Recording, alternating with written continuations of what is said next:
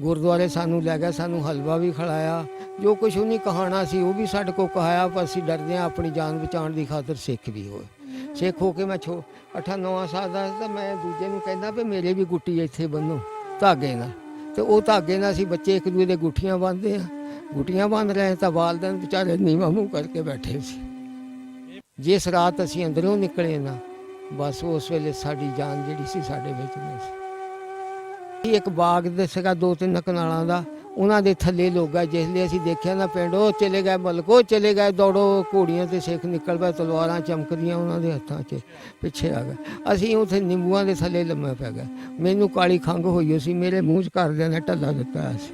असीं किहा साडी इक्को ही हसरत वा, असीं अपनी फुफी दे गल लग के मर जाना चाहुंदे, साडी कोई हसरत नहीं हो। उन्हें सानूं जबरदस्ती डकिया, काफ़ी डकिया। उन्हें कहा बेवकूफ ना बनो, किते नहीं चले, तुहाडी फुफी इत्थों 15-20 मील के रास्ते ते है, जदों बसां चलणगियां चल जाओ, मिल लिओ, अगे भी तुसीं जांदे रहे हो। लेकिन असीं नहीं उहदी गल मन्नी। सिखां ने रात नूं मिलटरी वालिआं नाल मिल के, सिख मिलटरी नाल मिल के ते बम मार के उहदा तोड़ दित्ता। सारियां लाशां, सारे पशु, सारे इंसान झाड़ियां 'च फसे सी ते घाह खा रहे सी। वो असीं देखिया। जिसले असीं देखिया तो बड़ी मुश्किल ना मूँह बंद करके उत्थों नहीं लंघे तो शुक्र किया। यानी ज्यादतियां दी ये भी इंतहा सी। जवान बच्चियां खो के लै जानियां, उन्हां दे खसम नूं या उन्हां दे वालदैन नूं कतल कर देना, बल्कि छातियां कट देनियां। इत्थों तक इंतहा सी। बल्कि इत्थों तक खतरा हुंदा सी भी रोटी पका के तवे ते रखी, अंदर नूं आए बांदर रोटी चुक के दौड़ जाने। इन्ना खतरा सी, चूचे तां इक पासे रहे, रोटी चुक के दौड़ जांदा सी। रोटी तवे कोला इन्ना उन्हां दा झाका घूका इदां कोल तां सीगे जिद्दां मारदा, इदां तां सीगे साडे कोल। हुण भी बच्चों का खोह लेंदे आ, बिस्कुटां दा डब्बा तां खास कर देखदे रहिंदे दुकानों लैके की निकलिआ। सियाणे हो गए।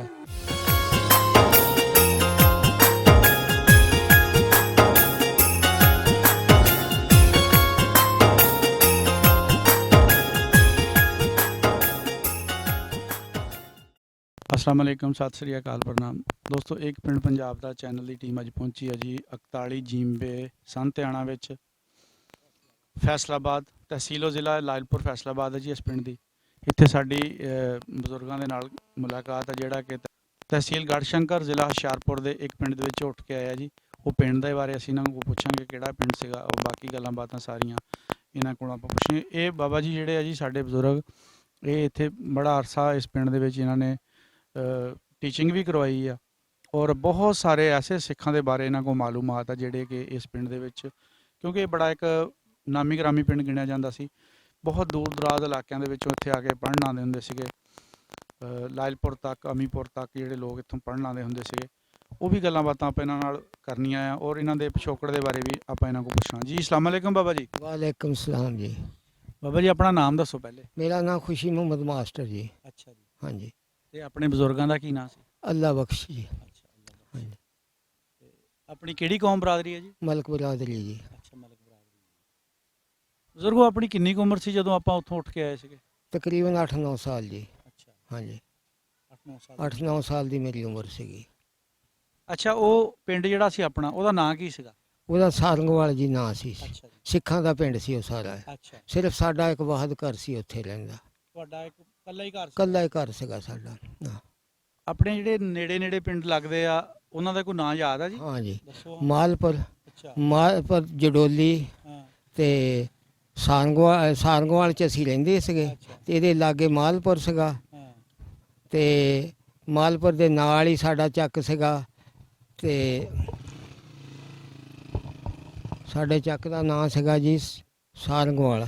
ਸਾਰੰਗਵਾਲ ਦੇ ਨਾਲ ਹੀ ਮਾਲਪੁਰ ਬਾੜੀਆਂ ਸੀਗਾ, ਮਾਲਪੁਰ ਬਾੜੀਆਂ ਦੇ ਨਾਲ ਜਡੋਲੀ ਸੀਗਾ, ਜਡੋਲੀ ਦੇ ਨਾਲ ਸਾਡਾ ਚੱਕ ਸੀਗਾ ਨਾਨਕਿਆਂ ਦਾ, ਜਿਹਦੇ ਵਿੱਚ ਰਹਿੰਦੇ ਸੀ ਸਾਡੇ ਨਾਨਕੇ। ਉਹਦਾ ਨਾਂ ਸੀਗਾ ਜਨਾਬੇ ਅਲੀ ਕਾਂਗੜ ਕੋਠੀ। ਕਾਂਗੜ ਕੋਠੀ। ਕਾਂਗੜ ਕੋਠੀ। ਅੱਛਾ, ਹਾਂ, ਅੱਛਾ। ਕਾਂਗੜ ਇਹ ਤਾਂ ਪੈ ਜਾਂਦਾ ਸੀ ਇੱਧਰ ਪਹਾੜਾਂ ਵਾਲੇ ਇਲਾਕੇ, ਪਹਾੜਾਂ 'ਚ ਜਾ ਕੇ, ਪਹਾੜਾਂ 'ਚ ਪੈ ਜਾਂਦਾ। ਪਹਾੜਾਂ 'ਚ ਜਾ ਕੇ ਪੈਂਦਾ ਸੀ। ਬਲਕਿ ਇੱਥੋਂ ਤੱਕ ਖਤਰਾ ਹੁੰਦਾ ਸੀ ਵੀ ਰੋਟੀ ਪਕਾ ਕੇ ਤਵੇ ਤੇ ਰੱਖੀ, ਅੰਦਰ ਨੂੰ ਆਏ ਬਾਂਦਰ ਰੋਟੀ ਚੁੱਕ ਕੇ ਦੌੜ ਜਾਣੇ। ਓਹ, ਇੰਨਾ ਖਤਰਾ ਸੀ, ਚੂਚੇ ਦਾ ਇੱਕ ਪਾਸੇ ਰਹੇ, ਅੱਛਾ, ਅੱਛਾ। ਰੋਟੀ ਚੁੱਕ ਕੇ ਦੌੜ ਜਾਂਦਾ ਤਵੇ ਤੋਂ ਸੀ। ਰੋਟੀ ਵੀ ਲਾ ਕੇ ਲੈ ਰੋਟੀ ਜਾਂਦੇ ਤਵੇ ਸੀ। ਕੋਲਾ ਉਹਨਾਂ ਦਾ ਝਾਕਾ ਇੰਨਾ ਉਹਨਾਂ ਦਾ ਝਾਕਾ ਇਦਾਂ ਕੋਲ ਤਾਂ ਸੀਗੇ ਜਿੱਦਾਂ ਮਾਰਦਾ, ਹਾਂ, ਇਦਾਂ ਤਾਂ ਸੀਗੇ ਸਾਡੇ ਕੋਲ ਅੱਛਾ, ਪਹਾੜ। ਠੀਕ। ਕੇ। ਤੁਸੀਂ ਜਾਂਦੇ ਹੋਣੇ ਨਾਨਕਿਆਂ ਦੇ? ਹਾਂਜੀ ਨਾਨਕਿਆਂ ਦੇ ਤੁਹਾਡੇ ਜਾਂਦੇ। ਤਾਂ ਵੀ ਹੱਥਾਂ 'ਚੋਂ ਖੋਹ ਲੈਂਦੇ ਹੋਣੇ ਬੰਦ। ਮੈਂ ਕਹਿੰਦਾ ਹੱਥ ਤੋਂ ਖੋਣ ਨਹੀਂ ਅਸੀਂ ਦਿੰਦੇ, ਆਖਿਰ ਪੇਟ ਹੀ ਆ। ਹਾਂ। ਲੇਕਿਨ ਗੱਲ ਇਹ ਵੀ ਕੋਈ ਚੀਜ਼ ਪਈ ਹੁੰਦੀ ਸੀ ਇਦਾਂ ਚੁੱਕ ਕੇ ਲੈ ਜਾਂਦੇ ਸੀ। ਅੱਛਾ, ਹੁਣ ਵੈਸੇ ਹਟੇ ਆ, ਪਹਿਲੇ ਤਾਂ ਇੱਥੇ ਕਾਂ ਜਿਹੜੇ ਉਹ ਵੀ ਹੱਥਾਂ 'ਚੋਂ ਖੋਹ ਲੈ ਜਾਂਦੇ ਹੁੰਦੇ ਸੀਗੇ। ਆਹੋ ਕਾਂ ਵੀ ਲੈ ਜਾਂਦੇ ਕਾਂ ਸੀ। ਹੁਣ ਵੀ ਬੱਚਿਆਂ ਤੋਂ ਖੋਹ ਲੈਂਦੇ ਆ। ਹਾਂ। ਬਿਸਕੁਟਾਂ ਦਾ ਡੱਬਾ ਤਾਂ ਖਾਸ ਕਰ ਦੇਖਦੇ ਰਹਿੰਦੇ ਦੁਕਾਨੋਂ ਲੈ ਕੇ ਕੀ ਨਿਕਲਿਆ। ਉਹ ਦੇਖੋ, ਉਹ ਵੀ ਸਿਆਣੇ ਹੋ ਗਏ। ਸਿਆਣੇ ਹੋ ਗਏ ਆ। ਬਿਸਕੁਟਾਂ ਦੀਆਂ ਮਸ਼ਹੂਰੀਆਂ ਵੀ ਟੈਲੀਵਿਜ਼ਨ ਤੇ ਦੇਖਦੇ ਹੁੰਦੇ ਆ। ਆਹੋ ਠੀਕ ਬਿਲਕੁਲ ਹਾਂਜੀ। ਅੱਛਾ ਜੀ, ਤੁਸੀਂ ਦੱਸਦੇ ਵੀ ਸਾਡਾ ਜਿਹੜਾ ਪਿੰਡ ਘਰ, ਉਸ ਪਿੰਡ 'ਚ ਇਕੱਲਾ ਹੀ ਘਰ ਸੀਗਾ, ਤੇ ਬਾਕੀ ਕਿਹੜੇ ਲੋਕ ਰਹਿੰਦੇ ਸੀਗੇ? ਜ਼ਿਆਦਾਤਰ ਸਿੱਖ ਬਰਾਦਰੀ ਤੇ ਹਿੰਦੂ ਬਰਾਦਰੀ ਤੇ ਚਮਿਆਰ ਬਰਾਦਰੀ। ਅੱਛਾ ਜੀ। ਚਮਿਆਰਾਂ ਦਾ ਇੱਕ ਅਲੱਗ ਪੋਰਸ਼ਨ ਸੀਗਾ ਜੀ। ਤੇ ਹਿੰਦੂ ਤੇ ਸਿੱਖ ਤੇ ਬਾਕੀ ਬਰਾਦਰੀ ਹੈ ਹੀ ਨਹੀਂ ਸਾਡੇ ਤੋਂ ਇਲਾਵਾ ਕੋਈ ਵੀ। ਇਹ ਅਸੀਂ ਇਕੱਠੇ ਰਹਿੰਦੇ ਤੇ ਸੀ। ਕੋਈ ਨਾਂ ਚੇਤੇ ਆ ਉੱਥੇ ਦੇ ਬੰਦਿਆਂ ਦੇ ਜਿਹੜੇ ਉਦੋਂ ਰਹਿੰਦੇ ਹੁੰਦੇ ਸੀਗੇ ਸਰਦਾਰ? ਤਾਰਾ ਸਿੰਘ ਸੀ ਇੱਕ ਦਾ ਨਾਂ ਜੀ, ਅੱਛਾ ਜਿਹੜਾ ਲੰਬੜਦਾਰ ਸੀ ਉਸ ਚੱਕ ਦਾ। ਅੱਛਾ ਜੀ। ਉਸਨੇ ਸਾਡੀ ਬੜੀ ਮਦਦ ਕੀਤੀ, ਅੱਛਾ। ਕਿਉਂਕਿ ਸਾਨੂੰ ਇੱਕ ਰਾਤ ਸਾਡੇ ਵਾਲਦੈਨ ਦਾ ਉਹਨੇ ਇੱਕ ਮਕਾਨ ਗਿਰਾਤਾ ਸੀ ਬੈਠਕ ਦੀ ਕੰਧ, ਤੇ ਅਸੀਂ ਫਿਰ ਉਹਨਾਂ ਤੇ ਪਰਚਾ ਕਰਾਤਾ। ਅੱਛਾ। ਅੰਗਰੇਜ਼ ਦੀ ਹਕੂਮਤ ਸੀ, ਉਹ ਜਾ ਕੇ ਡੀਐਸਪੀ ਦੇ ਪੇਸ਼ ਹੋ ਗਿਆ ਅੱਛਾ। ਵੀ ਮੈਂ ਸਰਕਾਰੀ ਬੰਦਿਆਂ ਵਾਸਤੇ ਬੈਠਕ ਬਣਾਈ ਆ ਤੇ ਫਲਾਣੇ ਸਿੱਖ ਨੇ ਉਠਾਤੀ ਆ।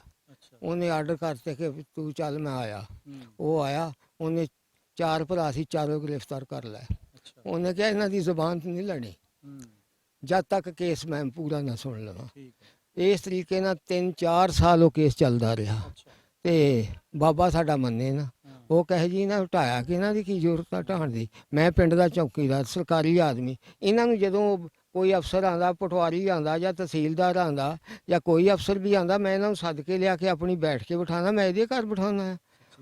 ਉਹਨੇ ਕਿਹਾ ਨਹੀਂ ਇਹ ਆ ਕੇ ਸਾਰੇ ਬੰਦੇ ਇੱਥੇ ਬੈਠੇ ਰਹਿੰਦੇ ਆ, ਤਾਂ ਮੇਰੀਆਂ ਨੌਹਾਂ ਧੀਆਂ ਜਿਹੜੀਆਂ ਇਹਨਾਂ ਨਾਲ ਹਵੇਲੀ ਆ ਮੇਰੀ, ਤਾਂ ਹਵੇਲੀ ਦੇ ਵਿੱਚ ਉਹ ਗੋਹਾ ਗਾਹ ਪਾਦੀਆਂ ਤਾਂ ਝਾਤੀ ਪੈਂਦੀ ਰਹਿੰਦੀ ਹੈ। ਹੁਣ ਡੀਐਸਪੀ ਨੇ ਕਿਹਾ ਝਾਤੀ ਪੈਂਦੀ ਤੇਰੇ ਘਰ ਪੈਂਦੀ, ਤੂੰ ਕੰਧਾਂ ਉੱਚੀਆਂ ਬਣਾ ਲੈ। ਇਸ ਸ਼ਰਤ ਦੇ ਵਿੱਚ ਉਹਨੇ ਫਿਰ ਇਹਨਾਂ ਨੂੰ ਗ੍ਰਿਫਤਾਰ ਕਰ ਲਿਆ। ਕੇਸ ਦੇ ਐਂਡ ਤੇ ਜਾ ਕੇ 5000 ਰੁਪਈਆ ਇਹਨਾਂ ਨੂੰ ਜੁਰਮਾਨਾ ਹੋਇਆ ਉਸ ਵਕਤ। ਤਾਂ 5000 ਬੜੀ ਵੱਡੀ ਰਕਮ ਸੀ। 2.5 ਆਨੇ ਨਾਲ ਇੱਟ ਜਿਹੜੀ ਸੀ ਭੱਠੇ ਤੋਂ ਨੀਂਹ ਤੇ ਪਹੁੰਚ ਜਾਂਦੀ ਸੀ 2.5 ਆਨੇ 'ਚ। ਤੇ ਸਾਨੂੰ ਉਹਨੇ ਕਿਹਾ ਮਕਾਨ ਬਣਾਓ ਪੱਕਾ, ਇੱਥੇ ਚੰਗੀ ਬੈਠਕ ਬਣਾਓ, ਮੈਂ ਫਿਰ ਆ ਕੇ ਦੇਖਾਂਗਾ। ਔਰ ਗੌਰਮੈਂਟ ਨੇ ਫਿਰ ਸਾਨੂੰ ਉਹ ਪੈਸੇ ਦਿੱਤੇ। ਉਹ ਪੈਸੇ ਦੇ ਕੇ ਅਸੀਂ ਫਿਰ ਮਕਾਨ ਬਣਾਇਆ, ਫਿਰ ਅਸੀਂ ਆਪਣੇ ਘਰ ਦੇ ਵੀ ਪੱਕੇ ਬਣਾ ਲਏ। ਠੀਕ ਆ, ਬਣਾ ਕੇ ਜਿਸ ਵੇਲੇ ਕੇਸ ਚੱਲਦਾ ਰਿਹਾ, ਉਹਨੇ ਕਿਹਾ ਗੱਲ ਸੁਣੋ, ਤੁਸੀਂ ਇਹਨਾਂ ਦਾ ਮਕਾਨ ਢਾਇਆ ਮਾੜੇ ਸਮਝ ਕੇ ਹੈ, ਤੁਹਾਨੂੰ ਪਤਾ ਨਹੀਂ ਵੀ ਸਰਕਾਰੀ ਆਦਮੀ ਆ ਇਹ, ਤੁਹਾਡੇ ਫਾਇਦੇ ਵਾਸਤੇ ਤਾਂ ਤੁਹਾਨੂੰ ਨੇ ਬਣਾਇਆ, ਤੁਹਾਡੇ ਬੈਠਣ ਵਾਸਤੇ, ਤੁਸੀਂ ਇਹਦਾ ਮਕਾਨ ਢਾਤਾ। ਖੈਰ ਉਹਨਾਂ ਨੂੰ ਫਿਰ ਗੱਲ ਕੋਈ ਨਹੀਂ ਆਈ। ਅਖੀਰ 3 ਸਾਲ ਬਾਅਦ ਉਹਨਾਂ ਨੂੰ ਸਜ਼ਾ ਹੋ ਗਈ। ਉਹ ਸਜ਼ਾ ਦੇ ਇੰਤਕਾਮ ਵਿੱਚ ਜਿਸ ਵੇਲੇ 1947 'ਚ ਗੜਬੜ ਹੋਈ ਆ, ਉਹਨਾਂ ਕਿਹਾ ਹੁਣ ਨਹੀਂ ਅਸੀਂ ਇਹਨਾਂ ਨੂੰ ਜਿੰਦਾ ਛੱਡਣਾ। ਬਹਾਨਾ ਲੱਭ ਗਿਆ। ਉਹ ਇੱਕ ਦਿਨ ਸਾਰੇ ਸਿੱਖਾਂ ਨੇ ਇਕੱਠੇ ਹੋ ਕੇ ਕਰ ਲਈ ਮੀਟਿੰਗ ਕਰਨ ਤੋਂ ਬਾਅਦ ਉਹ ਜਿਹੜਾ ਉਹਨਾਂ ਦਾ ਸਰਪੰਚ ਸੀਗਾ ਸਿੱਖਾਂ ਦਾ, ਤਾਰਾ ਸਿੰਘ ਹੀ, ਤੇ ਉਹਨੇ ਕਿਹਾ ਗੱਲ ਸੁਣੋ, ਉਹਦੀ ਸਾਡੀ ਵੀ ਬਣੀ ਹੋਈ ਸੀਗੀ, ਉਹਦੇ ਸਿਰ ਤੇ ਅਸੀਂ ਸਾਰੀ ਗੱਲ ਕਰ ਲੈਂਦੇ ਸੀ। ਅੱਛਾ, ਉਸ ਵਾਸਤੇ ਉਹਨੇ ਕਿਹਾ ਗੱਲ ਸੁਣੋ, ਅਗਰ ਤੁਸੀਂ ਨਾ ਇਹਨਾਂ ਨੂੰ ਮਾਰਿਆ ਤੇ ਤੁਸੀਂ ਅੱਗੇ ਛੁੱਟ ਕੇ ਆ ਗਏ, ਹੁਣ ਛੁੱਟ ਕੇ ਨਹੀਂ ਆਉਣਾ ਤੁਸੀਂ। ਅੰਗਰੇਜ਼ ਦਾ ਅਜੇ ਵੀ ਹਕੂਮਤ ਚੱਲ ਰਹੀ ਆ, ਇਹਨੇ ਤੁਹਾਡੇ ਤੇ ਕੇਸ ਕਰ ਦੇਣਾ, ਤੁਸੀਂ ਮਾਰੇ ਜਾਣਾ। ਖੈਰ ਉਹ ਗੱਲ ਹੋਣ ਤੋਂ ਬਾਅਦ ਉਹਨੇ ਰਾਤ ਨੂੰ ਆ ਕੇ ਫਿਰ ਰਾਤ ਦੀ ਤਨਹਾਈ 'ਚ ਸਾਨੂੰ ਦੱਸਿਆ ਵੀ ਇਹਨਾਂ ਦਾ ਕੋਈ ਇਤਬਾਰ ਨਹੀਂ, ਇਹ ਬਹੂਦਾ ਕੌਮ ਤੇ ਇਹਨਾਂ ਦਾ ਕੋਈ ਪਤਾ ਨਹੀਂ, ਤੁਹਾਨੂੰ ਕਤਲ ਕਰ ਦੇਣਾ। ਤਾਰਾ ਸਿੰਘ ਨੇ ਤੁਹਾਨੂੰ ਦੱਸਿਆ? ਤਾਰਾ ਸਿੰਘ ਨੇ, ਉਹ ਲੰਬੜਦਾਰ ਨਾਲ ਸਾਡੀ ਬਣੀ ਸੀ ਨਾ, ਸਾਡੇ ਦੀ ਗੱਲਬਾਤ ਸੈੱਟ ਸੀ। ਉਹਨੇ ਕਿਹਾ ਠੀਕ ਆ, ਉਹਨੇ ਕਿਹਾ ਤੁਸੀਂ ਤਿਆਰੀ ਕਰ ਲਓ, ਮੈਂ ਤੁਹਾਨੂੰ ਰਾਤ ਦੇ ਕਿਸੇ ਤਨਹਾਈ 'ਚ 1-2 ਦਿਨਾਂ 'ਚ ਤੁਹਾਨੂੰ ਸਾਧੂ ਦੇ ਚੱਕ, ਜਿੱਦਾਂ ਠੀਕਰੀ ਵਾਲਾ ਇੱਥੇ ਮੁਸਲਮਾਨਾਂ ਦਾ ਕੈਂਪ ਲੱਗਦਾ ਸੀਗਾ, ਤੇ ਸਾਧੂ ਦੇ ਚੱਕ ਮੈਂ ਤੁਹਾਨੂੰ ਪਹੁੰਚਾ ਦੇਵਾਂਗਾ ਤੇ ਫਿਰ ਸਪੁਰਦੇ ਖੁਦਾ। ਅਸੀਂ ਕਿਹਾ ਠੀਕ ਆ। ਉਹਨੇ ਦੂਸਰੀ ਰਾਤੇ ਸਾਨੂੰ ਨਾ ਸਾਡੇ ਘਰਾਂ ਦੇ ਆਲੇ ਦੁਆਲੇ ਪਹਿਰਾ ਲਵਾਤਾ ਉਹਨੇ ਸਿੱਖਾਂ ਦਾ, ਚਮਿਆਰਾਂ ਦਾ, ਵੀ ਇਹ ਨੱਠ ਨਾ ਜਾਣ। ਉਹਨਾਂ ਨੂੰ ਤਾਂ ਸ਼ੁਭਾ ਵੀ ਸੀਗੀ ਸਾਡੇ ਤੇ।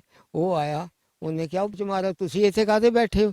ਆਖੇ ਜੀ ਇਹ ਮਲਕ ਨੱਠ ਨਾ ਜਾਣ। ਕਹਿੰਦਾ ਨੱਠ ਜਾਣਗੇ, ਸਾਡੇ ਕੋਲੋਂ ਨੱਠ ਜਾਣਗੇ, ਸਵੇਰ ਨੂੰ ਉਹ ਸਿੱਖ ਹੋ ਰਹੇ ਆ। ਅਸੀਂ ਉਹਨਾਂ ਨੂੰ ਕਿਹਾ ਵੀ ਅਸੀਂ ਸਿੱਖ ਹੋ ਜਾਂਦੇ ਹਾਂ ਤੇ ਸਾਨੂੰ ਕਤਲ ਨਾ ਕਰਿਓ। ਉਹ ਕਹਿਣਾ ਸੀ ਤੁਹਾਨੂੰ ਕਤਲ ਹੀ ਕਰਨਾ। ਖੈਰ ਅਸੀਂ ਦੂਸਰੇ ਦਿਨ ਉਧਰ ਚਲੇ ਗਏ, ਗੁਰਦੁਆਰੇ ਸਾਨੂੰ ਲੈ ਗਿਆ, ਸਾਨੂੰ ਹਲਵਾ ਵੀ ਖਿਲਾਇਆ, ਜੋ ਕੁਛ ਉਹਨੇ ਕਹਾਣਾ ਸੀ ਉਹ ਵੀ ਸਾਡੇ ਕੋਲ ਕਹਾਇਆ। ਪਰ ਅਸੀਂ ਡਰਦੇ ਹਾਂ ਆਪਣੀ ਜਾਨ ਬਚਾਉਣ ਦੀ ਖਾਤਰ ਸਿੱਖ ਵੀ ਹੋਏ। ਸਿੱਖ ਹੋ ਕੇ ਮੈਂ 8-9 ਸਾਲ ਦਾ, ਤਾਂ ਮੈਂ ਦੂਜੇ ਨੂੰ ਕਹਿੰਦਾ ਵੀ ਮੇਰੇ ਵੀ ਗੁੱਟੀ ਇੱਥੇ ਬੰਨੋ ਧਾਗੇ ਨਾਲ, ਤੇ ਉਹ ਧਾਗੇ ਨਾਲ ਅਸੀਂ ਬੱਚੇ ਇੱਕ ਦੂਜੇ ਦੇ ਗੁੱਠੀਆਂ ਬੰਨ੍ਹਦੇ ਹਾਂ ਗੁੱਟੀਆਂ ਬੰਨ ਰਹੇ ਤਾਂ ਵਾਲਦੈਨ ਵਿਚਾਰੇ ਨੀਵਾਂ ਮੂੰਹ ਕਰਕੇ ਬੈਠੇ ਸੀ, ਬੇਬਸੀ ਸੀ। ਖੈਰ ਅਸੀਂ ਘਰ ਆ ਗਏ। ਉਸੇ ਰਾਤ ਉਹਨੇ ਸਾਨੂੰ ਨਾ ਚਮੈਰਾਂ ਨੂੰ ਉਠਾਲ ਕੇ ਦੜਾਤਾ ਤੇ ਸਾਨੂੰ ਜਨ ਕਿਹਾ ਛੇਤੀ ਕਰੋ। ਸਾਧੂ ਦੇ ਚੱਕ ਲਿਆ, ਡੰਡੀ ਜਾਂਦੀ ਹੈ, ਸਿੱਧੇ ਚੱਲ ਚਲੋ। ਮੈਂ ਜੋ ਇੱਥੇ ਹੈਗਾ, ਚਲੋ ਤੁਸੀਂ। ਮੈਂ ਸਵੇਰ ਨੂੰ ਫਲਾਣੇ ਸਿੰਘ ਨੂੰ ਸੱਦ ਕੇ ਦੱਸ ਦਊਂਗਾ ਵੀ ਮੈਂ ਹੀ ਪੈਰੇ ਵਾਲਿਆਂ ਨੂੰ ਕਿਹਾ ਵੀ ਜਾ ਕੇ ਆਰਾਮ ਨਾਲ ਸੌਂ। ਉਹ ਸਿੱਖ ਵੀ ਹੋ ਗਏ, ਤੁਸੀਂ ਅਜੇ ਵੀ ਉਹਨਾਂ ਨੂੰ ਮਾਰਨ ਤੇ ਤੁਰੇ ਹੋ। ਖੈਰ ਬਹਰਹਾਲ ਇੱਥੇ ਤੱਕ ਜੇ ਗੱਲ ਪਹੁੰਚੀ, ਅਸੀਂ ਉਸ ਡੰਡੀ ਪੈ ਗਏ। ਇੰਨੇ ਅਸੀਂ ਪਜ਼ਲ ਹੋਏ ਹੋ ਸੀਗੇ। ਆ ਜਿਸ ਤਰ੍ਹਾਂ ਸੜਕ ਪੱਕੀ ਡਗੋਰੇ ਨੂੰ ਸਿੱਧੀ ਜਾਂਦੀ ਆ, ਇਸ ਤਰ੍ਹਾਂ ਸਾਡੇ ਚੱਕ ਤੋਂ ਡੰਡੀ ਸਿੱਧੀ ਜਾਂਦੀ ਸੀ ਚੱਕ ਸਾਧੂ ਨੂੰ। ਲੇਕਿਨ ਸਾਨੂੰ ਇੱਕ ਮੁਰੱਬੇ ਤੇ ਜਾ ਕੇ ਡੰਡੀ ਦਿਖਣੋਂ ਹਟ ਗਈ। ਅੱਛਾ, ਅਸੀਂ ਇੱਕ ਬਾਗ ਦੇ ਸੀਗਾ 2-3 ਕਨਾਲਾਂ ਦਾ, ਉਹਨਾਂ ਦੇ ਥੱਲੇ ਲੋਕ ਆ। ਜਿਸ ਲਈ ਅਸੀਂ ਦੇਖਿਆ ਨਾ ਪਿੰਡ, ਉਹ ਚਲੇ ਗਏ ਮਲਕ, ਉਹ ਚਲੇ ਗਏ ਦੌੜੋ। ਘੋੜੀਆਂ ਤੇ ਸਿੱਖ ਨਿਕਲ ਪਏ, ਤਲਵਾਰਾਂ ਚਮਕਦੀਆਂ ਉਹਨਾਂ ਦੇ ਹੱਥਾਂ 'ਚ, ਪਿੱਛੇ ਆ ਗਏ। ਅਸੀਂ ਉੱਥੇ ਨਿੰਬੂਆਂ ਦੇ ਥੱਲੇ ਲੰਮੇ ਪੈ ਗਏ। ਮੈਨੂੰ ਕਾਲੀ ਖੰਘ ਹੋਈ ਸੀ, ਮੇਰੇ ਮੂੰਹ 'ਚ ਘਰਦਿਆਂ ਨੇ ਢੱਲਾ ਦਿੱਤਾ ਹੋਇਆ ਸੀ। ਆਪੇ ਕਿਤੇ ਖੰਘੂਗਾ ਤਾਂ ਉਹਨਾਂ ਨੂੰ ਪਤਾ ਸੁਣਨਾ ਪਤਾ ਜਾਵੇ, ਲੱਗ ਜਾਵੇ। ਬਹਰਹਾਲ ਅਸੀਂ ਦਿਨ ਚੜ੍ਹਦੇ ਤੱਕ 4 ਵਜੇ ਤੱਕ ਤਕਰੀਬਨ ਲਗਭਗ ਜਿਹਲੇ ਅਜ਼ਾਨਾਂ ਹੁੰਦੀਆਂ, ਉਹਦੇ ਨਿੰਬੂਆਂ ਦੇ ਥੱਲੇ ਲੁਕੇ ਰਹੇ ਜਾਨ ਬਚਾ ਕੇ। ਅੱਧੀ ਕੁ ਰਾਤ ਬਾਅਦ ਉਹ ਘੋੜੀਆਂ ਘਾੜੀਆਂ ਲੈ ਕੇ ਅਸੀਂ ਉਹਨਾਂ ਨੂੰ ਨਾ ਲੱਭੇ। ਉਹ ਬੜੀ ਸੜਕੇ ਚੜ੍ਹ ਗਿਆ, ਜਿਉਂ ਦੂਰ ਤੱਕ ਗਏ, ਲੇਕਿਨ ਅਸੀਂ ਉਹਨਾਂ ਨੂੰ ਨਾ ਮਿਲੇ। ਅਸੀਂ ਉਹਨਾਂ ਨਿੰਬੂਆਂ ਥੱਲੇ ਲੁਕੇ ਹੋਏ ਸੀਗੇ ਆਪਣੀ ਜਾਨ ਬਚਾਉਣ ਵਾਸਤੇ।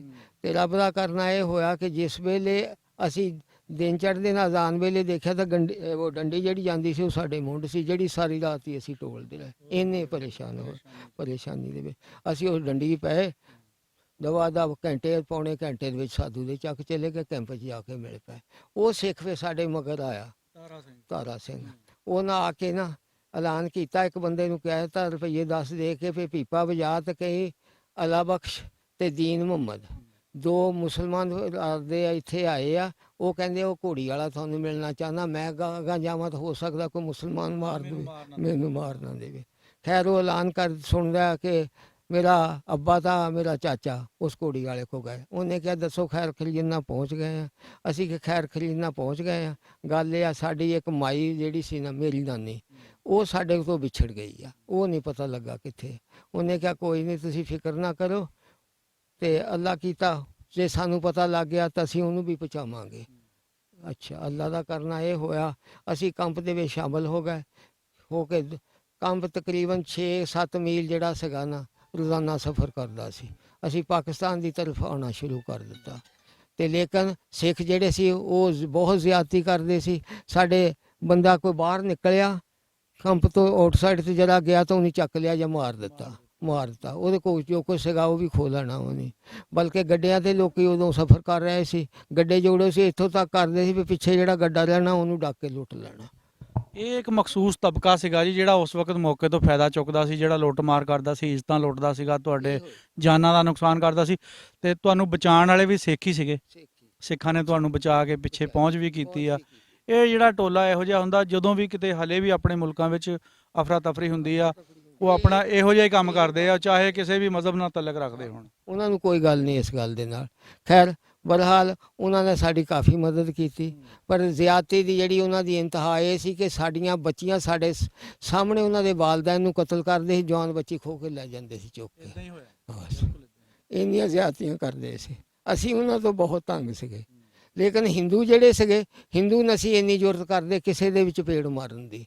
ਇਹਨਾਂ ਸਿੱਖਾਂ ਨੂੰ ਪੈਸੇ ਪੂਹੇ ਦੇ ਦਿੰਦੇ ਸੀ, ਪਿਆ ਤੂੰ ਹਥਿਆਰ ਲੈ ਲਾ ਤੇ ਜਾ ਕੇ ਕੁਰਬਾਨ ਲੈ ਲਾ, ਤਾਂ ਟੋਲਾ ਜਿਹੜਾ ਮੁਸਲਮਾਨਾਂ ਦਾ ਉਹ 'ਤੇ ਹਮਲਾ ਕਰੋ ਰਾਤ ਨੂੰ। ਇਸ ਤਰ੍ਹਾਂ ਅਸੀਂ ਦਰਜਾ ਬਦਰਜਾ ਤੁਰਦੇ ਜਿਸ ਵੇਲੇ ਅਸੀਂ ਪਹੁੰਚੇ ਦਰਿਆਏ ਬਿਆਸਾ ਦੇ ਲਾਗੇ। ਸਾਤੋਂ ਪਹਿਲੇ ਇੱਕ ਕੰਪ ਜਿਹੜਾ ਚੱਲ ਰਿਹਾ ਸੀਗਾ ਉਹ ਦਰਿਆਏ ਬਿਆਸਾ ਦਾ ਕਰੀਬ ਸੀਗਾ, ਕਿਨਾਰੇ ਦੇ ਕਰੀਬ ਸੀਗਾ। ਸਿੱਖਾਂ ਨੇ ਰਾਤ ਨੂੰ ਮਿਲਟਰੀ ਵਾਲਿਆਂ ਨਾਲ ਮਿਲ ਕੇ, ਸਿੱਖ ਮਿਲਟਰੀ ਨਾਲ ਮਿਲ ਕੇ ਤੇ ਬੰਬ ਮਾਰ ਕੇ ਉਹਦਾ ਤੋੜ ਦਿੱਤਾ। ਸਾਰੀਆਂ ਲਾਸ਼ਾਂ, ਸਾਰੇ ਪਸ਼ੂ, ਸਾਰੇ ਇਨਸਾਨ ਝਾੜੀਆਂ 'ਚ ਫਸੇ ਸੀ ਤਾਂ ਕਾਂ ਖਾ ਰਹੇ ਸੀ। ਉਹ ਅਸੀਂ ਦੇਖਿਆ। ਜੇ ਅਸੀਂ ਦੇਖਿਆ ਤਾਂ ਬੜੀ ਮੁਸ਼ਕਲ ਨਾਲ ਮੂੰਹ ਬੰਦ ਕਰਕੇ ਉੱਥੋਂ ਦੀ ਲੰਘੇ ਤਾਂ ਸ਼ੁਕਰ ਕੀਤਾ। ਯਾਨੀ ਜ਼ਿਆਦਤੀਆਂ ਦੀ ਇਹ ਵੀ ਇੰਤਹਾ ਸੀ। ਜਵਾਨ ਬੱਚੀਆਂ ਖੋਹ ਕੇ ਲੈ ਜਾਣੀਆਂ, ਉਹਨਾਂ ਦੇ ਖਸਮ ਨੂੰ ਜਾਂ ਉਹਨਾਂ ਦੇ ਵਾਲਦੈਨ ਨੂੰ ਕਤਲ ਕਰ ਦੇਣਾ, ਬਲਕਿ ਛਾਤੀਆਂ ਕੱਟ ਦੇਣੀਆਂ। ਇੱਥੋਂ ਤੱਕ ਇੰਤਹਾ ਸੀ। ਹਿੰਦੂਆਂ ਨੇ ਜ਼ਿਆਦਤੀ ਨਹੀਂ ਕੀਤੀ। ਹਿੰਦੂ ਸਿਰਫ ਉਂਗਲ ਲਾਉਂਦੇ ਸੀ, ਉਹਨਾਂ ਨੂੰ ਪੈਸੇ ਦੇ ਕੇ ਉਹ ਬਾਂਦਰ ਭੂਹੇ ਚੜ੍ਹ ਜਾਂਦੇ ਸੀ। ਬਸ ਇਹ ਸਾਡੇ ਨਾਲ ਗੱਲ ਆਖਰ ਅਸੀਂ ਲਾਹੌਰ ਬਾਲਟਨ ਸਕੂਲ 'ਚ ਪਹੁੰਚ ਗਏ। ਅੱਛਾ ਬਾਬਾ ਜੀ, ਜਦੋਂ ਇਦਾਂ ਸਾਰੇ ਸੀਨ ਤੁਸੀਂ ਦੇਖਦੇ ਸੀਗੇ, ਦਿਲ ਦੇ ਵਿੱਚ ਤਾਂ ਆਉਂਦਾ ਸੀ ਨਾ ਵੀ ਪਤਾ ਨਹੀਂ ਅਸੀਂ ਮੰਜ਼ਿਲ ਤੇ ਪਹੁੰਚਣਾ ਕਿ ਨਹੀਂ ਪਹੁੰਚਣਾ? ਕੋਈ ਉਮੀਦ ਨਹੀਂ ਸੀ ਸਾਨੂੰ ਮੰਜ਼ਿਲ ਤੇ ਪਹੁੰਚਣ ਦੀ। ਤੇ ਅਸੀਂ ਇਹ ਫਿਰ ਬਾਲਟਨ ਸਕੂਲ 'ਚ ਆ ਗਏ ਲਾਹੌਰ। ਜਿਹੜੇ ਬਾਲਟਨ ਸਕੂਲ ਦੇ ਵਿੱਚ ਆਏ ਤੇ ਉੱਥੇ ਬਾਰਿਸ਼ ਇੰਨੀ ਲੱਗੀ, 8 ਦਿਨ ਬਾਰਿਸ਼ ਹੁੰਦੀ ਰਹੀ। ਅਸੀਂ ਬਹੁਤ ਤੰਗ ਹੋਏ। ਇੱਕ ਕਮਰੇ ਦੇ ਵਿੱਚ 50-50 100-100 ਬੰਦਾ ਹੁੜਿਆ, ਨਾ ਨਿਕਲਣ ਜੋਗਾ ਬਾਹਰ, ਨਾ ਅੱਗੇ ਪਿੱਛੇ ਹੋਣ ਜੋਗਾ, ਨਾ ਕੋਈ ਖਾਣ ਨੂੰ ਮਿਲੇ। ਇੱਦਾਂ ਖੇ ਸੁਆ ਔਖੇ ਹੋ ਕੇ ਅਸੀਂ ਉਹ 8 ਦਿਨ ਪਾਸ ਕੀਤੇ। ਉਹ ਤੋਂ ਬਾਅਦ ਫਿਰ ਗੱਡੀ ਸਾਨੂੰ ਮਿਲੀ। ਉਹਨਾਂ ਕਿਹਾ ਜਿੰਨ ਜਾਣਾ ਨਾ ਲੈਲਪੁਰ ਦੀ ਤਰਫ, ਉਹ ਇਸ ਗੱਡੀ 'ਚ ਸਵਾਰ ਹੋ ਜਾਣ। ਅਸੀਂ ਉਸ ਗੱਡੀ 'ਚ ਸਵਾਰ ਹੋ ਗਏ। ਗੱਡੀ ਜਿਹੜੇ ਸਵਾਰ ਹੋ ਗਏ, ਗੱਡੀ ਫਿਰ ਰਾਤ 8-9 ਵਜੇ ਝੁੰਬਰੇ ਚੱਕ ਝੁੰਬਰੇ ਪਹੁੰਚੀ। ਉਹਨਾਂ ਕਿਹਾ ਵੀ ਜਿਹੜੇ ਫੈਸਲਾਬਾਦ ਝੰਗ ਦੀ ਤਰਫ ਜਾਣ ਵਾਲੇ ਆ ਉਹ ਉਤਰ ਜਾਓ, ਕਿਉਂ ਗੱਡੀ ਨੇ ਜਾਣਾ ਸਰਗੋਧੇ ਨੂੰ। ਅਸੀਂ ਉੱਥੇ ਉਤਰ ਗਏ। ਉੱਥੇ ਅਸੀਂ ਉਤਰ ਕੇ ਆਹਿਸਤਾ ਦੂਏ ਦਿਨ ਤੁਰ ਕੇ 12 ਮੀਲ ਦਾ ਫਾਸਲਾ ਆ ਉਹ ਚੱਕ ਝੁੰਮਰਾ ਦਾ ਫੈਸਲਾਬਾਦ ਦਾ। ਅਸੀਂ ਤੀਸਰੇ ਦਿਨ ਆ ਕੇ ਫੈਸਲਾਬਾਦ ਲੱਗੇ, ਭੁੱਖੇ ਚਾਹੇ ਤੁਰਨਾ ਹੋਵੇ। ਜਿਸ ਲਈ ਅਸੀਂ ਇੱਥੇ ਆਏ ਤੇ ਅਸੀਂ ਕਿਹਾ ਵੀ ਹੁਣ ਦੱਸੋ ਕਿੱਥੇ ਨੂੰ ਜਾਣਾ। ਅੱਬਾ ਤਾਂ ਮੇਰਾ ਚਾਚਾ ਜਿਹੜਾ ਸੀਗਾ ਉਹ ਪਹਿਲੇ ਵੀ ਇੱਥੇ ਆਉਂਦੇ ਸੀ। ਉਹਨਾਂ ਦੀ ਫੁੱਫੀ ਜਿਹੜੀ ਸੀ ਚੱਕ 41 ਦੇ ਵਿੱਚ ਰਹਿੰਦੀ ਸੀਗੀ, ਇਸੇ ਪਿੰਡ ਦੇ ਵਿੱਚ। ਅਸੀਂ ਹੋਰ ਫਿਰ ਕਿੱਥੇ ਨੂੰ ਜਾਣਾ ਸੀਗਾ, ਕਿਉਂ ਹਰ ਬੰਦਾ ਸਹਾਰਾ ਟੋਲਦਾ ਸੀ ਉਸ ਵੇਲੇ ਕਿਸ ਨਾ ਕਿਸ ਤਰੀਕੇ ਨਾਲ। ਅਸੀਂ ਫਿਰ ਫੈਸਲਾਬਾਦੋਂ ਫਿਰ ਤੁਰ ਪਏ। ਉਹ ਬੱਸਾਂ ਤਾਂ ਚੱਲਦੀਆਂ ਹੀ ਨਹੀਂ ਸੀ ਉੱਥੋਂ, ਨਾ ਕੋਈ ਗੱਲ ਸੀ ਜੇ ਕਿ ਕੋਈ ਗੱਡਾ ਗੁੱਡਾ ਸੀਗਾ। ਇੱਥੇ ਫਿਰ ਅਸੀਂ ਚੌਥੇ ਪੰਜਵੇਂ ਦਿਨ ਠੀਕਰੀ ਵਾਲੇ ਪਹੁੰਚੇ। ਠੀਕਰੀ ਵਾਲੇ ਆ ਕੇ ਅਸੀਂ ਸਾਹ ਲਿਆ। ਫਿਰ ਚਾਚੇ ਨੇ ਦੱਸਿਆ ਵੀ ਹੁਣ 3 ਮੀਲਾਂ 4 ਮੀਲਾਂ 'ਤੇ ਚੱਕ 41 ਆ, ਉੱਥੇ ਅਸੀਂ ਫੂਫੀ ਦੇ ਜਾਵਾਂਗੇ ਤਾਂ ਫਿਰ ਇਨਸ਼ਾਅੱਲਾ ਠੀਕ ਹੋ ਜਾਵਾਂਗੇ। ਇੱਥੇ ਅਸੀਂ ਹਸਤਾ ਦੂਸਰੇ ਦਿਨ ਇੱਥੇ ਤੀਸਰੇ ਦਿਨ ਪਹੁੰਚੇ। ਜਿਹਲੇ ਪਹੁੰਚੇ ਤੇ ਫੂਫੀ ਦੇ ਗਲ ਲਾ ਕੇ ਅਸੀਂ ਰੋਣਾ ਸ਼ੁਰੂ ਕਰ ਦਿੱਤਾ। ਬਲਕਿ ਸਾਨੂੰ ਇੱਕ ਆਦਮੀ ਝੰਗ ਬਾਜ਼ਾਰ ਦੇ ਵਿੱਚ ਮਕਾਨ ਅਲਾਟ ਕਰਦਾ ਹੋਇਆ ਮਿਲਿਆ। ਉਹਨੇ ਅੱਬੇ ਮੇਰੇ ਨੂੰ ਤਾਂ ਚਾਚੇ ਨੂੰ ਪਛਾਣ ਲਿਆ। ਉਹਨੇ ਗੁੱਟ ਫੜ ਲਿਆ। ਉਹਨੇ ਕਿਹਾ ਭਾਈ ਗੱਲ ਸੁਣੋ, ਮੈਂ ਤੁਹਾਡੇ ਘਰ ਨਿਮਕ ਖਾਧਾ ਜਾ ਕੇ। ਮੈਂ ਜਾਂਦਾ ਰਿਹਾ ਤੋਨੀਆਂ ਕਰਨ ਜਾਂ ਕੁਛ ਵੀ ਜਾਂਦਾ ਰਿਹਾ ਤਾਂ ਮੈਂ ਤੁਹਾਡੇ ਘਰ ਨਿਮਕ ਖਾਧਾ ਆ। ਅੱਜ ਨਿਮਕ ਦਾ ਹਦੀਆ ਦੇਣ ਦਾ ਟਾਈਮ ਆ। ਤੁਸੀਂ 4 ਭਰਾ, ਮੈਂ ਤੁਹਾਨੂੰ 4 ਮਕਾਨ ਜਿਹੜੇ ਝੰਗ ਬਾਜ਼ਾਰ 'ਚੋਂ ਅਲਾਟ ਕਰ ਦਿੰਦਾ ਨਾ, ਤੇ ਜਿਹਦੇ 'ਚੋਂ ਮਾਲ ਘੱਟ ਨਿਕਲੇ ਤੁਸੀਂ ਮੈਨੂੰ ਸ਼ਾਮ ਦੱਸਣਾ, ਦੂਏ ਦਿਨ ਅਗਲੇ ਬਾਜ਼ਾਰ 'ਚੋਂ ਤੁਹਾਨੂੰ ਅਲਾਟ ਕਰ ਦਊਂਗਾ। ਅਸੀਂ ਕਿਹਾ ਸਾਡੀ ਇੱਕੋ ਹੀ ਹਸਰਤ ਵਾ, ਅਸੀਂ ਆਪਣੀ ਫੂਫੀ ਦੇ ਗਲ ਲੱਗ ਕੇ ਮਰ ਜਾਣਾ ਚਾਹੁੰਦੇ ਹਾਂ, ਸਾਡੀ ਕੋਈ ਹਸਰਤ ਨਹੀਂ ਹੋਰ। ਉਹਨੇ ਸਾਨੂੰ ਜ਼ਬਰਦਸਤੀ ਡੱਕਿਆ, ਕਾਫੀ ਡੱਕਿਆ। ਉਹਨੇ ਕਿਹਾ ਬੇਵਕੂਫ ਨਾ ਬਣੋ, ਕਿਤੇ ਨਹੀਂ ਚਲੇ। ਤੁਹਾਡੀ ਫੁੱਫੀ ਇੱਥੋਂ 15-20 ਮੀਲ ਦੇ ਰਾਸਤੇ 'ਤੇ ਆ, ਜਦੋਂ ਬੱਸਾਂ ਚੱਲਣਗੀਆਂ ਚੱਲ ਜਾਓ, ਮਿਲ ਲਿਓ, ਅੱਗੇ ਵੀ ਤੁਸੀਂ ਜਾਂਦੇ ਰਹੇ ਹੋ। ਲੇਕਿਨ ਅਸੀਂ ਨਹੀਂ ਉਹਦੀ ਗੱਲ ਮੰਨੀ। ਮੇਰਾ ਉਸ ਵੇਲੇ ਗਲਾ ਖਰਾਬ ਸੀਗਾ ਤਾਂ ਉਹਨਾਂ ਮੇਰੇ ਮੂੰਹ ਦੇ ਵਿੱਚ, ਮੇਰੇ ਵਾਲਦਾ ਨੇ ਮੇਰੇ ਮੂੰਹ 'ਚ ਕੱਪੜਾ ਦੇ ਦਿੱਤਾ ਭੇ ਕੇ, ਜਰਾ ਕਿ ਪਿੱਛੋਂ ਮੈਂ ਕੱਢ ਦੇਵਾਂ ਉਹ ਫੇਰ ਕਹਿ ਦੇਣ ਉਹ ਆ ਗਏ, ਮੈਂ ਫੇਰ ਸਹਿਮ ਜਾਵਾਂ, ਖੰਘ ਨਾ ਆਵੇ, ਮੈਂ ਫੇਰ ਸਹਿਮ ਜਾਵਾਂ। ਬਹਰਹਾਲ ਇਸੇ ਤਰ੍ਹਾਂ ਅਸੀਂ ਔਖੇ ਹੋ ਕੇ ਇੱਥੇ ਮਾਈ ਦੇ ਕੋਲ ਆ ਗਏ ਤੇ ਅਸੀਂ ਉਹਨੂੰ ਇੱਕੋ ਗੱਲ ਦੱਸੀ। ਤਦ ਹਟਿਆ ਉਹ ਝੰਗ ਬਾਜ਼ਾਰ ਦੇ ਆਖਰੀ ਸਬਜ਼ ਮੰਡੀ ਦੇ ਪੁਲ ਤੱਕ ਉਹ ਸਾਡੇ ਮਗਰ ਆਇਆ ਸਮਝਾਉਂਦਾ ਸਾਨੂੰ। ਅਸੀਂ ਨਹੀਂ ਸਮਝ ਸਕੇ ਉਹਦੀ ਗੱਲ ਨੂੰ। ਉਹਨੇ ਕਿਹਾ ਬੇਵਕੂਫ ਨਾ ਬਣੋ, ਮੈਂ ਤੁਹਾਨੂੰ ਮਕਾਨ ਅਲਾਟ ਕਰਨਾ, ਤੁਸੀਂ ਮਾਲੋ ਮਾਲ ਹੋ ਜਾਓਗੇ। ਜਿਹੜਾ ਘਰ ਛੱਡ ਕੇ ਆਇਓ ਉਹਨੂੰ ਅੱਛਾ ਘਰ ਮਿਲੂਗਾ, ਅੱਛੇ ਪੈਸੇ ਮਿਲਣਗੇ, ਅੱਛਾ ਸਮਾਨ ਮਿਲ ਜਾਏਗਾ। ਲੇਕਿਨ ਅਸੀਂ ਉਹਨੂੰ ਦੱਸਿਆ ਵੀ ਸਾਡੀ ਇੱਕੋ ਹੀ ਹਸਰਤ ਆ, ਅਸੀਂ ਆਪਣੀ ਫੁੱਫੀ ਦੇ ਗਲ ਲੱਗ ਕੇ ਮਰ ਜਾਣਾ ਚਾਹੁੰਦੇ, ਸਾਨੂੰ ਕਿਸੇ ਚੀਜ਼ ਦੀ ਹਸਰਤ ਨਹੀਂ ਗੀ। ਉਹਨੇ ਕਿਹਾ ਠੀਕ ਆ। ਅਖੀਰ ਉਹਨੇ ਸਾਨੂੰ ਕਿਹਾ ਜਾਓ ਦਫਾ ਹੋਵੋ। ਫਿਰ ਮੈਂ ਤੁਹਾਡੇ ਘਰ ਦਾ ਨਿੰਮ ਖਾਧਾ ਸੀ, ਮੈਂ ਚਾਹੁੰਦਾ ਸੀ ਅੱਜ ਉਸ ਦਾ ਬਦਲਾ ਉਤਾਰ ਦੇਵਾਂ, ਫਾਇਦਾ ਉਤਾਰ ਦੇਵਾਂ। ਖੈਰ ਅਸੀਂ ਆਪਣੀ ਫੂਫੀ ਦੇ ਘਰ ਆ ਗਏ। ਉਹਨੇ ਸਾਨੂੰ ਲਾਗਲੇ ਆਪਣੇ ਮਕਾਨ ਤੋਂ ਆਲੇ ਦੁਆਲੇ ਦੇ ਜਿਹੜੇ ਘਰ ਸੀ ਸਾਰੇ ਖਾਲੀ ਸੀਗੇ। 17-18 ਇੱਥੇ ਚੱਕ ਦੇ ਵਿੱਚ ਸਿੱਖਾਂ ਦੇ ਘਰ ਸੀਗੇ ਜਿਨ੍ਹਾਂ ਦੀ ਮਲਕੀਅਤ ਸੀਗੀ ਬਸ, ਅਤੇ ਬਾਕੀ ਜਿਹੜੇ ਸੀ ਖਾਤੇ ਖਾਲੀ ਪਏ ਸੀਗੇ। ਜਿਸ ਬਣਾ 'ਤੇ ਅਸੀਂ ਕਿਹਾ ਸਾਨੂੰ ਫੂਫੀ ਆਪਣੇ ਨਾਲ ਦੇ ਕੋਠੇ ਦੇ ਵਿੱਚ ਹੀ ਬਿਠਾ ਦੇ, ਸਾਨੂੰ ਡਰ ਲੱਗਦਾ ਅਜੇ ਵੀ, ਸਾਨੂੰ ਅਜੇ ਵੀ ਡਰ ਆਉਂਦਾ ਹੈ। ਬਹੁਤ ਮੰਜ਼ਰ ਭੈੜੇ ਦੇਖੇ ਸਾਡੇ ਸਾਹਮਣੇ। ਸਾਡੇ ਵਾਲਦਾ ਇਹਨੂੰ ਕਤਲ ਕਰਦੇ ਸੀ ਸਾਡੇ ਸਾਹਮਣੇ, ਸਾਡੀਆਂ ਮਾਈਆਂ ਦੇ ਛਾਤੀਆਂ ਤਾਰ ਦਿੰਦੇ ਸੀ, ਗਲ ਲਾਉਂਦੇ ਸੀ। ਬੱਚੀ ਜਿਹੜੀ ਜਵਾਨ ਹੁੰਦੀ ਸੀ ਉਹਨੂੰ ਫੜ ਕੇ ਲੈ ਜਾਂਦੇ ਸੀ। ਅਸੀਂ ਕੀ ਕਰਦੇ ਗਏ, ਬੇਬਸ ਸੀਗੇ। ਬਹਰਹਾਲ ਅਸੀਂ ਫਿਰ ਇੱਥੇ ਰਹਿਣਾ ਸ਼ੁਰੂ ਕਰ ਦਿੱਤਾ ਆਪਣੀ ਫੁੱਫੀ ਦੇ ਕੋਲ। ਹੁਣ ਸਾਡੀ ਫੁੱਫੀ ਵੀ ਫੌਤ ਹੋ ਗਈ ਆ ਅਤੇ ਸਾਡਾ ਫੁੱਫੜ ਵੀ ਫੌਤ ਹੋ ਚੁੱਕਾ ਹੈ ਅਤੇ ਸਾਡੇ ਵਾਲਦ ਵੀ ਫੌਤ ਹੋ ਗਏ, ਸਾਡੇ ਚਾਚੇ ਵੀ ਫੌਤ ਹੋ ਗਏ। ਇਹਨਾਂ ਵਿੱਚੋਂ ਮੈਂ ਹੀ ਆ ਇੱਕ ਇੱਥੇ ਜਿਹਦੇ ਵਿੱਚ ਰਹਿ ਰਿਹਾ। ਅਤੇ ਮੈਨੂੰ ਇਹ ਸਾਰੀ ਕਹਾਣੀ ਜਿਹੜਾ ਅੱਖੀਂ ਸੀਨ ਮੈਂ ਦੇਖਿਆ ਉਹ ਮੈਨੂੰ ਨਜ਼ਰ ਆਉਂਦਾ। ਜਿਸ ਵੇਲੇ ਨਜ਼ਰ ਆਉਂਦਾ ਤਾਂ ਮੈਂ ਕਹਿੰਦਾ ਸੀ ਸਾਡੇ ਨਾਲ ਕੁਛ ਹੁੰਦਾ ਸੀ, ਲੂਈ ਖੜੀ ਹੋ ਜਾਂਦੀ ਹੋਣੀ, ਖੜੀ ਹੋ ਜਾਂਦੀ ਸੀ। ਤੇ ਕੀ ਕਰਦੇ ਅਸੀਂ ਤਾਂ ਮਜਬੂਰ ਸੀਗੇ। ਬਹਰਹਾਲ ਇੱਥੇ ਆ ਕੇ ਸਾਨੂੰ ਤਕਲੀਫ ਫਿਰ ਕੋਈ ਨਹੀਂ ਹੋਈ ਫੂਫੀ ਦੇ ਕੋਲ। ਅੱਛਾ ਬਜ਼ੁਰਗੋ, ਜਦੋਂ ਆਪਾਂ ਉੱਥੋਂ ਤੁਸੀਂ ਦੱਸਦੇ ਹੋ ਵੀ ਮਾਰਨ ਵਾਲੀ ਦੁਨੀਆ ਵੀ, ਲੁੱਟ ਖੋਹ ਕਰਨ ਵਾਲੀ ਵੀ ਦੁਨੀਆ ਫਿਰਦੀ ਸੀ, ਉਹਨਾਂ 'ਚ ਕੋਈ ਐਸਾ ਬੰਦਾ ਤੁਹਾਨੂੰ ਨਜ਼ਰ ਆਇਆ ਜਿਹੜਾ ਤੁਹਾਨੂੰ ਜਾਣਦਾ ਹੋਵੇ ਵੀ ਉਹਨੇ ਲੁੱਟ ਖੋਹ ਜਾਂ ਮਾਰ ਕਟਾਈ ਕੀਤੀ ਹੋਵੇ? ਨਹੀਂ, ਕੋਹ ਨਹੀਂ ਕੀਤੀ ਕਿਸੇ ਨੇ ਵੀ। ਸਾਨੂੰ ਜਿਹੜਾ ਉਹ ਲੰਬੜਦਾਰ ਜਾਣਦਾ ਸੀਗਾ ਨਾ, ਉਹਨੇ ਸਾਨੂੰ ਬਾਹਿਫਾਜ਼ਤ ਕੈਂਪ ਦੇ ਵਿੱਚ ਪਹੁੰਚਾਇਆ। ਮਤਲਬ ਗੱਲ ਕਰਨ ਦਾ ਇਹ ਆ ਵੀ ਜਿਹੜੇ ਬੰਦੇ ਜਾਣਦੇ ਸੀ ਉਹਨਾਂ ਨੇ ਤੁਹਾਡੀ ਮਦਦ ਕੀਤੀ ਆ, ਜਿਹੜੇ ਬਾਕੀ ਸਾਰਾ ਫਸਾਦ ਕਰਦੇ ਸੀ ਉਹ ਬੰਦੇ ਤੁਹਾਡੇ ਜਾਣੂ ਨਹੀਂ ਸੀਗੇ, ਕਰਨ ਨੂੰ ਫਿਰਦੇ ਸੀ। ਉਹ ਸਿਰਫ ਆਪਣਾ ਬਦਲਾ ਲੈਣਾ ਚਾਹੁੰਦੇ ਸੀ ਕਿ ਇਹਨਾਂ ਨੇ ਸਾਡੇ ਤੇ ਕੇਸ ਕੀਤਾ ਸੀ, ਅਸੀਂ ਜੇਲ੍ਹ ਕੱਟ ਕੇ ਆਏ ਆ। ਫਿਰ ਤੁਹਾਡੇ ਪਿੰਡ ਦੇ ਹੀ ਹੋਏ ਨਾ? ਉਹ ਤਾਂ ਪਿੰਡ ਦੇ ਹੀ ਸੀਗੇ, ਉਹ ਸਾਡੇ ਪਿੰਡ ਦੇ ਹੀ ਸੀਗੇ ਜਿਨ੍ਹਾਂ ਨੇ ਸਾਡੀ ਬੈਠਕ ਢਾਈ ਸੀ। ਅਸੀਂ ਉਹਨਾਂ ਤੇ ਕੇਸ ਕਰਾ ਦਿੱਤਾ ਸੀ। ਅੰਗਰੇਜ਼ ਦਾ ਰੱਬ ਭਲਾ ਕਰੇ ਕਿ ਉਹ ਇਨਸਾਫ ਇਦਾਂ ਦਾ ਕੀਤਾ, ਉਹਨੇ ਸਬਕ ਦੇ ਦਿੱਤਾ। ਉਹ ਕੁਸਕੇ ਨਹੀਂ ਫਿਰ ਮੁੜ ਕੇ। ਅੱਛਾ, ਉਸ ਵਸੇਬ ਦੀ ਆਪਾਂ ਥੋੜੀ ਜਿਹੀ ਗੱਲ ਕਰ ਲੈਂਦੇ ਹਾਂ। ਉੱਥੇ ਜਦੋਂ ਆਪਾਂ ਰਹਿੰਦੇ ਸੀ, ਇਕੱਲਾ ਘਰ ਸੀ ਤੁਹਾਡਾ, ਕੋਈ ਐਸਾ ਮੌਕਾ ਜਿਹਦੇ ਵਿੱਚ ਤੁਸੀਂ ਸਮਝਦੇ ਹੋ ਸਾਨੂੰ ਉਹਨਾਂ ਨੇ ਬੜੀ ਇੱਜ਼ਤ ਦਿੱਤੀ ਹੋਵੇ? ਹਾਂ, ਬਿਹਤਰੀਨ। ਸਾਡੇ ਨਾਲ ਬੜਾ ਅੱਛਾ ਰਸੂਖ ਸੀ ਉਹਨਾਂ ਦਾ। ਦਾਦੇ ਹੁਣੀ ਚੌਕੀਦਾਰ ਸੀਗੇ, ਉਹਦਾ ਅਖਲਾਕ ਇੰਨਾ ਸੀਗਾ ਅੱਛਾ, ਤੇ ਉਹ ਹਰ ਇੱਕ ਨਾਲ ਤੁਆਵਨ ਰੱਖਦਾ ਸੀ, ਤੇ ਲੰਬੜਦਾਰ ਉਹਦਾ ਹੈਡ ਸੀਗਾ। ਹਾਂ, ਉਸ ਹੈਡ ਦੀ ਵਜ੍ਹਾ ਦੇ ਨਾਲ ਰਿਸ਼ਤੇਦਾਰ, ਉਹਦੇ ਸਾਰੇ ਜਿਹੜੇ ਰਿਸ਼ਤੇਦਾਰ ਸੀ ਉਹ ਵੀ ਸਾਡੇ ਨਾਲ ਤੁਆਵਨ ਕਰਦੇ ਵੀ ਜੇ ਤੁਹਾਡੇ ਨਾਲ ਕੋਈ ਵਾਅਦਾ ਕਰੂਗਾ ਸਾਨੂੰ ਦੱਸਿਓ। ਅਸੀਂ ਕਿਹਾ ਸਾਡੇ ਨਾਲ ਵਾਅਦਾ ਹੀ ਕੋਈ ਨਹੀਂ ਕਰ ਰਿਹਾ, ਅਸੀਂ ਤੁਹਾਨੂੰ ਕੀ ਦੱਸਣਾ। ਜਿਸ ਰਾਤ ਅਸੀਂ ਅੰਦਰੋਂ ਨਿਕਲੇ ਨਾ, ਬਸ ਉਸ ਵੇਲੇ ਸਾਡੀ ਜਾਨ ਜਿਹੜੀ ਸੀ ਸਾਡੇ ਵਿੱਚ ਨਾ ਸੀ। ਇਹੀ ਸੀ ਵੀ ਬੂਹਿਓਂ ਬਾਹਰ ਨਿਕਲੇ ਤਾਂ ਪਤਾ ਨਹੀਂ ਬਚਣਾ ਕਿ ਨਹੀਂ। ਕਰਨਾ ਬਚਣਾ ਜਾਂ ਨਹੀਂ ਅਸੀਂ ਬਚਣਾ, ਸਾਨੂੰ ਬਚਣ ਦੀ ਆਸ ਹੀ ਕੋਈ ਨਹੀਂ ਸੀ। ਕੋਈ ਆਸ ਨਹੀਂ ਸੀ, ਨਾ ਪਾਕਿਸਤਾਨ ਪਹੁੰਚਣ ਦੀ ਕੋਈ ਆਸ ਸੀਗੀ, ਨਾ ਸਾਨੂੰ ਇਹ ਆਸ ਨਹੀਂ ਸੀ ਵੀ ਸਾਨੂੰ ਬਾਅਦ ਕੋਈ ਤਹਫ਼ਜ਼ ਨਾ ਉੱਥੇ ਤੱਕ ਪਹੁੰਚਾ ਦੇਗਾ। ਨਹੀਂ ਸੀ, ਆਸ ਹੀ ਨਹੀਂ ਸੀ ਕਿਸੇ ਤੇ। ਹਰ ਬੰਦਾ ਤਾਂ ਉਸ ਲਈ ਕਰਦਾ ਸੀ, ਤਲਵਾਰਾਂ ਉਹਨਾਂ ਦੇ ਕੋਲ ਸੀ, ਤੇ ਤਲਵਾਰ ਮਾਰਨੀ, ਸਿਰ ਲਾ ਕੇ ਰੱਖ ਦੇਣਾ, ਉਹਦੀ ਜੇਬ ਫੋਲਣੀ, ਜੋ ਕੁਛ ਹੋਣਾ ਕੱਢ ਲੈਣਾ। ਜਾਨ ਬਹੁਤ ਸਸਤੀ ਹੋਈ ਸੀ। ਜਾਨ ਬਹੁਤ ਸਸਤੀ ਹੋਈ ਸੀ, ਕੋਈ ਨਹੀਂ ਸੀ ਪੁੱਛਦਾ ਕਿਸੇ ਨੂੰ।